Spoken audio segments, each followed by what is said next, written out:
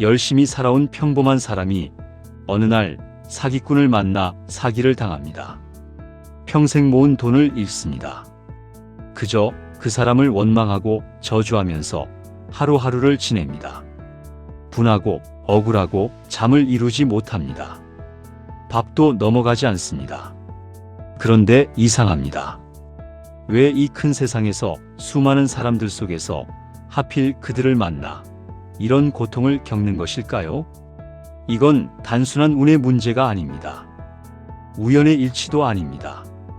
부처님께서는 말씀하셨습니다. 이 세상에 원인 없이 생겨나는 일은 단 하나도 없느니라. 모든 만남에는 씨앗이 있고 모든 고통에는 뿌리가 있으며 모든 인연에는 시작이 있느니라. 사기꾼을 만난 것이 왜 우연이 아닌지, 그 만남 속에 어떤 깊은 인연의 씨앗이 숨어 있는지, 그리고 이 끊이지 않는 악연의 굴레를 우리가 어떻게 이번 생에서 끊어낼 수 있는지 끝까지 들으시면 지금 여러분을 짓누르고 있는 그 억울함과 분노가 조금씩 다른 눈으로 보이기 시작할 것입니다. 경기도에 사시는 70대 초반의 한 보살님이 계셨습니다. 남편과 사별하고 혼자 작은 가게를 운영하며 30년을 살아오신 분이었습니다. 자식들에게 짐이 되기 싫어서 아프다는 말도 못하고 명절이 되어도 먼저 전화하기가 민망해서 기다리기만 하셨던 분. 그런 분이 노후를 위해 한 푼, 두 푼 모아놓은 7천만 원을 고스란히 잃으셨습니다. 처음에는 복지관에서 만난 동네 사람이었습니다. 얼굴도 선하고 말도 따뜻했습니다. 가끔 과일도 사다 드리고 무거운 짐도 들어주었습니다. 몇 달이 지나자 그는 넌지시 말했습니다. 어머니, 제가 정말 좋은 투자처를 하나 알고 있는데요. 원금 보장에다가 한 달에 많은 이자가 들어옵니다. 보살님은 처음엔 거절하셨습니다. 그런데 그 사람이 점점 믿음이 갔고 계속 거절하기 힘들어 처음에는 작은 돈을 투자하였습니다. 한 번, 두 번, 세 번. 결국 첫 달에 이자가 실제로 들어왔습니다. 그리고 안심이 된 보살님은 전 재산을 맡기셨습니다. 석 달 뒤 그 사람은 연락이 끊겼습니다. 보살님은 저에게 이렇게 말씀하셨습니다. 제가 왜 그 사람을 믿었는지 모르겠어요. 처음 만났을 때부터 왠지 오래 알던 사람 같더라고요. 편하고 친근하고 그게 이상했어야 했는데 저는 그 말을 들으며 속으로 깊이 생각했습니다. 왠지 오래 알던 사람 같다. 이 말 속에 모든 것이 들어있습니다. 부처님께서는 말씀하셨습니다. 사람의 마음은 오랜 기억을 품고 태어나느니라. 이유 없이 편안하거든 그것은 선연의 흔적이요 이유 없이 끌리거든 그것은 풀리지 않은 인연의 부름이니라. 눈에 보이지 않는 실이 두 사람을 이어놓고 있음을 알라. 보살님이 그 사람에게서 느낀 그 묘한 친근함, 그것은 우연이 아니었습니다. 수많은 생을 건너온 오래된 인연의 신호였습니다. 그 신호를 우리는 알아채지 못할 뿐입니다. 불교에서는 이 세상에서 일어나는 모든 만남을 우연으로 보지 않습니다. 우리가 누군가를 만나는 데는 반드시 인연이 있습니다. 이는 씨앗이고 연은 그 씨앗을 키우는 조건입니다. 씨앗 없이는 꽃이 피지 않고 조건 없이는 씨앗이 싹트지 않습니다. 우리가 이번 생에 만나는 모든 사람은 이미 어딘가에서 씨앗이 뿌려진 관계입니다. 그 씨앗은 이번 생에서만 뿌려지는 것이 아닙니다. 불교에서는 우리가 지금 이 몸으로 살기 이전에도 수없이 많은 삶을 살아왔다고 가르칩니다. 전생이라는 개념입니다. 그리고 전생에서 맺은 관계는 카르마의 형태로 이번 생까지 따라옵니다. 선한 관계는 선한 인연으로 이어집니다. 좋은 친구, 헌신적인 배우자, 은혜로운 스승으로 다시 만납니다. 그러나 악한 관계는 악연으로 이어집니다. 상처를 주고받았던 사이, 속이고 속았던 사이, 빼앗고 빼앗겼던 사이, 이런 관계는 해소되지 않으면 다음 생에서도 그 다음 생에서도 다시 만나게 됩니다. 굴레입니다. 끊어지지 않는 굴레. 부처님께서는 말씀하셨습니다. 인연이란 하늘에서 떨어지는 것이 아니요 땅에서 솟아나는 것도 아니니라. 오직 지나온 생들 속에서 내가 짓고 쌓아온 행들이 지금 이 순간의 만남으로 익어나는 것이니라. 그러므로 지금 내 곁에 있는 사람을 가볍게 여기지 말라. 그는 결코 처음 만나는 사람이 아니니라. 우리는 지금 눈앞의 사람만 봅니다.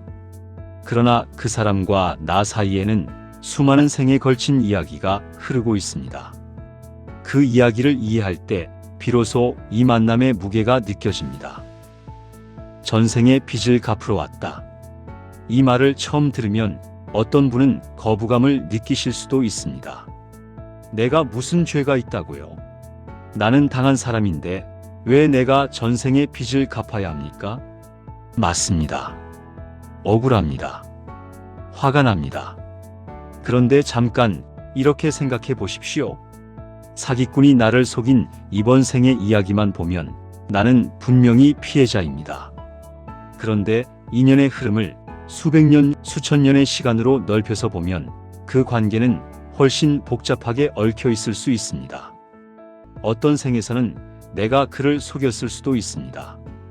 어떤 생에서는 내가 그의 것을 빼앗았을 수도 있습니다. 어떤 생에서는 내가 그를 깊이 상처 입혔을 수도 있습니다. 기억하지 못할 뿐입니다. 우리는 지금 생의 기억만을 갖고 태어나기 때문입니다. 불교에서 말하는 업은 회계장부와 같습니다. 받은 것이 있으면 줄 것이 생기고 준 것이 있으면 받을 것이 생깁니다. 그 장부는 이번 생 한 권이 아닙니다. 수십 생, 수백 생에 걸쳐 쌓인 장부입니다. 부처님께서는 말씀하셨습니다. 자신이 지은 업은 산이 무너져도 사라지지 않으며 강물이 흘러도 씻기지 않느니라. 때가 되면 반드시 그 씨앗은 열매를 맺나니 지금 내가 받는 고통을 억울하다 여기지 말고 오래전 내가 뿌린 씨앗이 지금 이 순간 익어나고 있음을 알라. 그것을 알면 원망이 줄어들고 지혜가 열리느니라.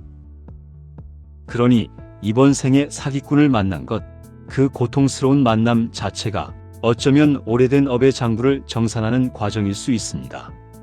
물론 이 말이 사기꾼의 잘못을 용인하는 것은 절대 아닙니다. 그는 여전히 자신이 행한 업의 결과를 받게 됩니다. 어떤 형태로든 어떤 생에서든 반드시. 그러나 지금 여기서 중요한 것은 그 사람이 아닙니다. 바로 여러분입니다. 많은 분들이 이런 경험을 하십니다. 한번 사기를 당하고 나서 조심하는데 또 비슷한 일이 생깁니다. 다른 사람에게 다른 방식으로, 그러나 결과는 비슷합니다. 아니면 배우자에게 평생 상처를 받다가 헤어지고 나니 다음에 만난 사람도 비슷한 유형입니다. 직장에서도 이웃에게도. 왜 나에게만 이런 사람이 계속 나타나는 것인지 이해할 수가 없습니다. 이것이 악연의 굴레입니다. 굴레가 끊어지지 않는 데는 이유가 있습니다. 바로 해소되지 않은 감정 때문입니다. 사기를 당하면 분노가 생깁니다. 억울함이 생깁니다. 복수심이 생깁니다. 이 감정들이 마음속 깊이 응어리로 남으면 그것 자체가 또 하나의 업이 됩니다. 원한의 씨앗입니다. 부처님께서는 말씀하셨습니다. 원한은 원한으로 사라지지 않느니라. 오직 원한을 내려놓음으로써만 사라지느니라. 분노를 품은 채 잠드는 자는 다음 날도 분노와 함께 깨어나고, 원망을 아는 채 살아가는 자는 다음 생에도 원망의 대상을 다시 만나게 되느니라. 굴레를 끊고자 하거든 먼저 내 마음속에 불씨를 꺼라. 상대가 나쁜 짓을 했더라도 내 마음이 그것을 붙잡고 있으면 그 붙잡음 자체가 다음 만남의 씨앗이 됩니다. 미워하면서 놓지 못하는 마음, 복수하고 싶은 마음, 끊임없이 그 일을 되새기는 마음, 이 모든 것이 인연을 이어주는 실이 됩니다. 굴레를 끊으려면 실을 끊어야 합니다. 그렇다면 어떻게 살아야 하는가? 첫째, 있는 그대로 바라보십시오. 이 일이 일어났구나. 이것이 지금 나의 현실이구나. 부정하거나 감추거나 과장하지 마십시오. 사기를 당한 것은 사실입니다. 돈을 잃은 것도 사실입니다. 그 사실을 있는 그대로 인정하는 것, 이것이 첫 번째 걸음입니다. 불교에서는 이것을 정견, 바른 견해라고 합니다. 부처님께서는 말씀하셨습니다. 있는 것을 없다 하지 말고 없는 것을 있다 하지 마라. 고통을 고통으로 바로 보는 자만이 고통에서 벗어나는 길을 찾을 수 있느니라. 눈을 감는다고 어둠이 사라지지 않듯 현실을 외면한다고 고통이 줄어들지 않느니라. 바로 보라. 그것이 모든 치유의 시작이니라. 둘째, 분노를 다스리십시오. 없애라는 것이 아닙니다. 분노는 자연스러운 감정입니다. 그러나 분노에 먹히는 것과 분노를 바라보는 것은 전혀 다릅니다. 분노가 올라올 때 이렇게 해보십시오. 지금 분노가 일어나고 있구나. 감정과 거리를 두는 것입니다. 분노가 나인 것이 아니라 분노가 내 안에서 일어나고 있는 것입니다. 이 차이가 수행의 시작입니다. 셋째, 원인을 내 안에서 찾으십시오. 이것이 가장 어렵습니다. 그러나 가장 중요합니다. 왜 나는 그 말을 믿었을까? 내 안에 어떤 욕심이 그 말에 끌렸을까? 내 안에 어떤 외로움이 그 친절함에 무장해제됐을까? 상대방을 탓하는 것은 쉽습니다. 그러나 그것으로는 아무것도 바뀌지 않습니다.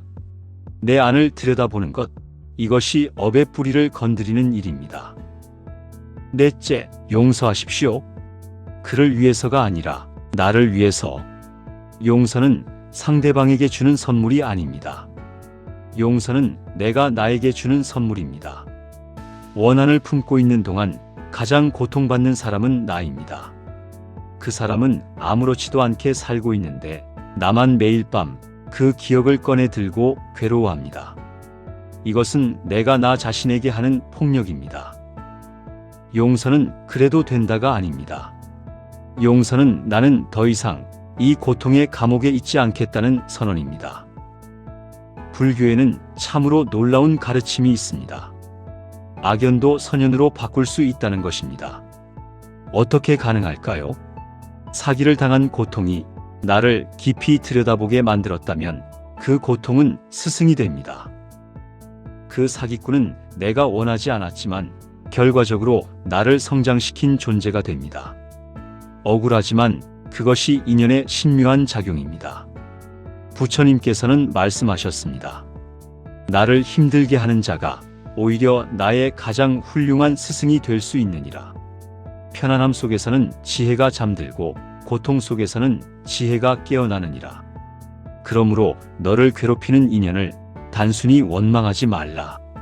그 인연이 내 영혼을 단련시키고 있음을 눈 밝은 자만이 볼 수 있느니라. 실제로 큰 고통을 겪고 나서 불법에 귀의하는 분들이 많습니다.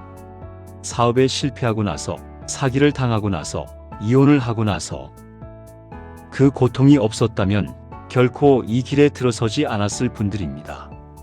많은 분들이 이렇게 말씀하십니다. 그 일이 있었기에 지금의 내가 있습니다. 고통은 씨앗입니다. 그것을 원망의 땅에 심으면 원망의 열매가 맺힙니다. 그것을 지혜의 땅에 심으면 지혜의 열매가 맺힙니다. 같은 씨앗이라도 어느 땅에 심느냐에 따라 열매가 달라집니다. 그렇다면 억울하게 당하고도 가만히 있어야 합니까? 법적으로 대응해서도 안 됩니까? 천만에요.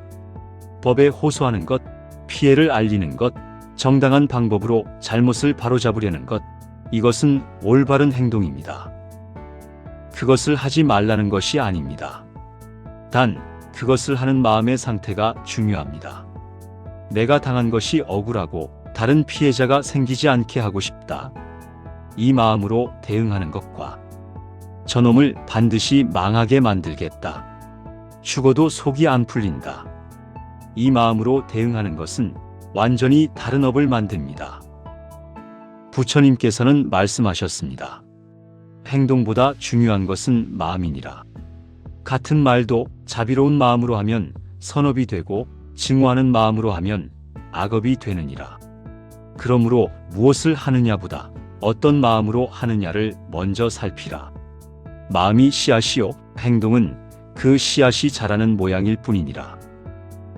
행동은 같아 보여도 마음에서 피어오르는 씨앗이 다릅니다. 그 씨앗이 다음 인연을 만듭니다. 정당하게 대응하되 마음은 증오에 물들지 않게 하는 것. 그리고 또 하나, 지금 이 순간부터 새로운 업을 짓지 않는 것입니다. 내가 누군가에게 정직하게 대하는 것, 내가 약속을 지키는 것, 내가 남을 속이지 않는 것. 이 작은 행동 하나하나가 미래의 인연을 바꿉니다. 전생의 빚은 갚되 새로운 빚은 지지 않는 것. 이것이 굴레를 끊는 유일한 방법입니다.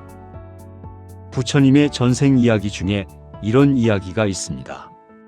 어느 생에서 한 무리의 강도에게 재물을 빼앗겼습니다. 일반적인 사람이라면 분노하고 복수를 꿈꾸었을 것입니다. 그러나 이렇게 생각하셨습니다. 저들도 이 일로 인해 무거운 업을 짓고 있구나. 이 고통의 원인은 탐욕이다. 저들이 이 탐욕에서 벗어나기를. 이것이 자비심입니다. 부처님께서는 말씀하셨습니다. 자비란 내가 편할 때 베푸는 것이 아니니라. 나를 해친 자에게도 나를 속인 자에게도 그 영혼이 고통에서 벗어나기를 바라는 마음, 그것이 진정한 자비니라. 자비는 약한 자의 감정이 아니라 가장 강한 자만이 품을 수 있는 마음이니라. 나를 해친 사람에게 자비를 베풀라는 것이 너무 어렵게 느껴지십니까? 당연합니다. 이것은 쉬운 일이 아닙니다. 일반적인 인간의 마음으로는 쉽지 않습니다. 그러나 조금씩, 아주 조금씩 그쪽으로 마음을 돌려가는 것. 처음부터 완벽하지 않아도 됩니다. 오늘 1%라도 분노가 줄어들면 그것이 수행의 결실입니다. 저 사람도 결국 자신의 업으로 고통받을 것이다. 그 고통에서 벗어나기를. 이 한마디를 마음속으로 되새기는 것. 이것이 악연의 사슬을 끊는 씨앗이 됩니다. 자비는 상대방을 위한 것이 아닙니다. 자비는 내 마음에서 증오라는 독을 걷어내는 행위입니다. 오늘 이야기를 들으시면서 혹시 이런 생각을 하신 분이 계실 수도 있습니다. 그래서 결국 당한 내 잘못이라는 것입니까? 아닙니다. 절대 아닙니다. 잘못과 인연은 다른 차원의 이야기입니다. 이번 생에서 잘못은 분명히 사기꾼에게 있습니다. 그것은 명백합니다. 그러나 인연의 차원에서 이 만남을 바라보는 것은 잘못의 소재를 따지는 것이 아니라 이 고통에서 무엇을 배울 수 있는가를 묻는 것입니다. 부처님께서는 말씀하셨습니다. 고통은 너의 적이 아니니라.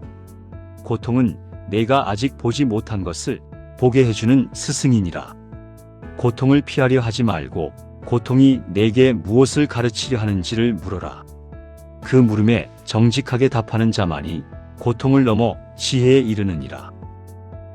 인생의 모든 고통에는 가르침이 담겨 있습니다. 그것이 이 고통이 내게 주는 가르침을 받아들이는 것입니다. 그리고 그렇게 받아들일 때 비로소 이 인연은 정산됩니다. 악연이 선연으로 전환되는 순간입니다. 여러분 중에 지금 이 순간에도 억울함을 안고 계신 분이 계실 것입니다. 사기를 당하셨거나 배신을 당하셨거나 오랫동안 상처를 받아오신 분들이 계실 것입니다. 그 마음이 얼마나 무겁고 힘드신지 말로 다하기 어렵습니다. 오늘 드리고 싶은 말씀을 딱 3가지로 정리하겠습니다. 하나, 이 만남은 우연이 아닙니다. 거기에는 반드시 인연의 이유가 있습니다. 그 이유를 찾으려 하지 말고 그 이유가 있다는 것만 인정하십시오. 그것만으로도 마음이 조금 달라집니다. 둘, 상대방을 바꾸려 하지 마십시오. 세상을 원망하지 마십시오. 내 마음을 바꾸십시오. 내 마음이 바뀌면 세상이 다르게 보입니다. 다른 인연이 찾아옵니다. 셋. 지금 이 순간부터 새로운 씨앗을 심으십시오. 작은 친절, 작은 정직, 작은 베품. 이것이 쌓이면 다음 인연이 달라집니다. 다음 생이 달라집니다. 악연의 굴레는 한 번에 끊어지지 않습니다. 그러나 분명히 끊어집니다. 한 생에 끊어지지 않으면 두 생에, 두 생에 끊어지지 않으면 세 생에. 그러나 지금 여기서 시작하지 않으면 아무것도 바뀌지 않습니다. 부처님께서는 말씀하셨습니다. 자신이 진정한 섬이 되어라. 자신이 진정한 피난처가 되어라. 다른 어떤 것도 의지처로 삼지 마라. 밖에서 구원을 찾지 말고 안에서 등불을 켜라. 그 등불이 꺼지지 않는 한 어떤 어둠도 너를 삼키지 못하느니라. 우리가 당한 고통을 허비하지 마십시오. 그 고통을 지혜의 씨앗으로 만드십시오. 그것이 이 험한 세상을 살아가면서 악연의 굴레를 끊어가면서 우리가 할 수 있는 가장 위대한 일입니다. 오늘도 이 자리에 함께해 주신 모든 분들 건강하시고 평안하시기를 두 손 모아 기원드립니다. 나무 아미타불 관세음보살